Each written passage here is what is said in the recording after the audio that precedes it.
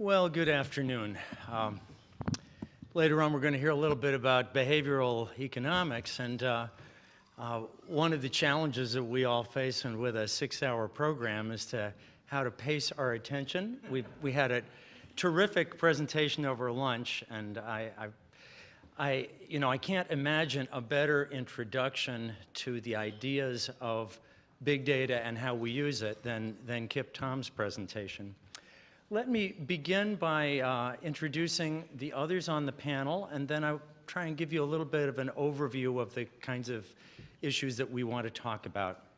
So we will be hearing from Keith Coble here, Keith is a department chair of the Agricultural and Applied Economics Department at Mississippi State University, and he is also a holder of the Giles Distinguished Professorship of Agricultural Economics there. Keith is no stranger to Washington, and is very knowledgeable about ag policy, but his remarks today will be focused on big data and its uses. Linda Young is the mathematical statistician with the National Agricultural Statistics Service. She is the chief mathematical statistician. And as Howard, what's your name? Hubert remarked, the National Agricultural Statistics Service is the service that is responsible for the primary gathering of statistical data in the U.S. Department of Agriculture. And Stacy Sneeringer is an economist in the Structure, Technology, and Productivity branch of the Resource and Rural Economics Division of the USDA Economic Research Service. So they're each going to be taking different perspectives at looking at the broad overlaps between in this area of big data. And so here, I guess I have an animated slide. I don't even know. Okay. So there's excitement for all of us because I'm not really sure what's going to happen when I hit the next thing. But so I'll hit one and we'll find out. Oh, very good. It starts with number one. In agriculture, in the agriculture and food system, we're very familiar with experimental data, particularly in plant sciences and animal sciences. We have a very important body of experimental data that we've historically used to explore hypotheses, to look at new systems and think about how they would perform in the future. But one of the classic problems with experiments is that they're small and concentrated, and they're carried out under conditions that are quite different from genuine production conditions. So there's always this big question of how do you scale up? How do you use that data well? And this has been a problem, a challenge for many decades.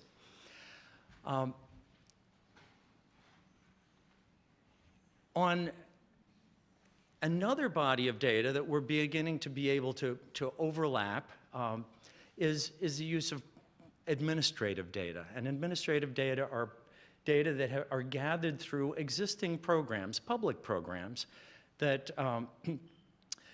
so they have very limited information about people, but they do have information about choices to participate in a program or not. And as the Environmental Working Group has demonstrated to us under Freedom of Information Act, they can also reveal more, like the amount of money that individuals have received.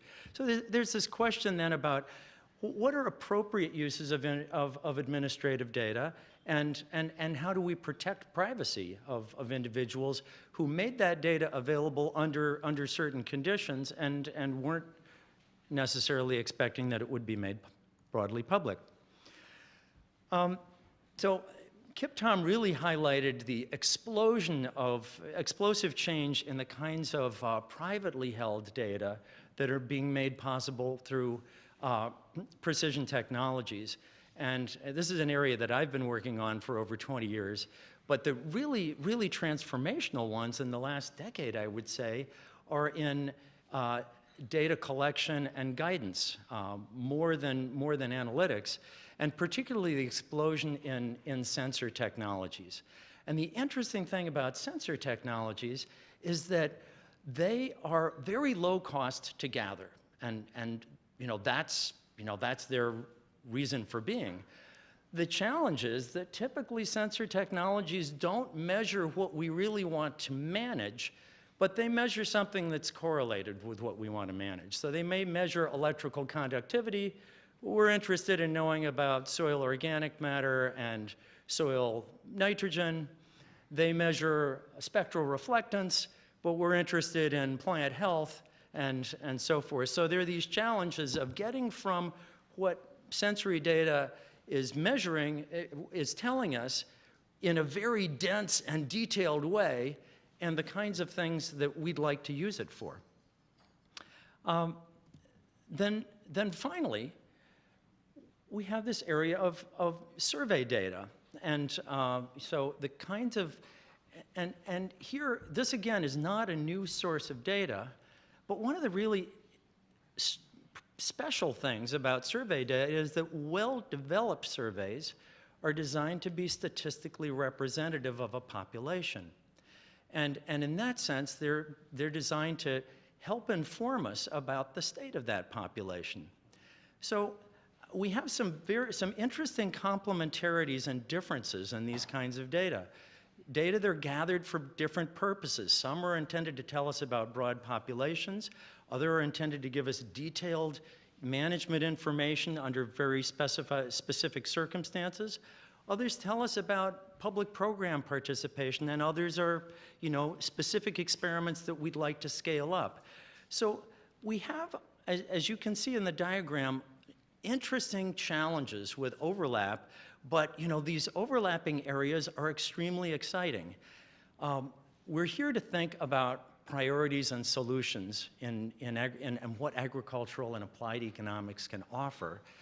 And one of the things that I've come to appreciate about what applied economists can do is they are often, but not always, good at framing problems.